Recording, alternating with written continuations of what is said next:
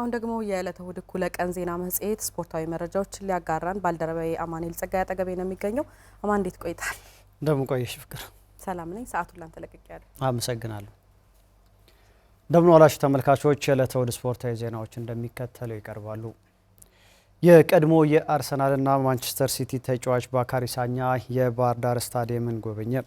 ከባካሪ ሳኛ በተጨማሪ የኢትዮጵያ እግር ኳስ ፌዴሬሽን ፕሬዝዳንት አቶ ኢሳያስ ጅራና ሌሎች የስራ ኃላፊዎችም ባህር ዳር ገብተዋል።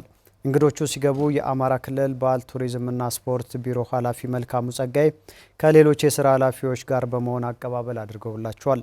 ለቀናት በኢትዮጵያ ጉብኝት እያደረገ የሚገኘው የቀድሞ ፈረንሳያዊ ተጫዋች ባካሪ ሳኛ የኢትዮጵያን የስፖርት ቱሪዝም ለማሳደግ አስተዋጽኦ ያደርጋል ተብሏል።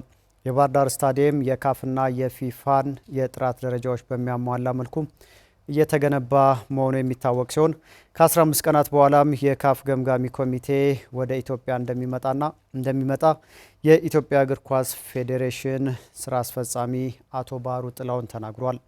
መረጃውን ባልደረባችን ታሪኩ አይኔዋ በስፍራው ተገኝቶ አድርሶናል።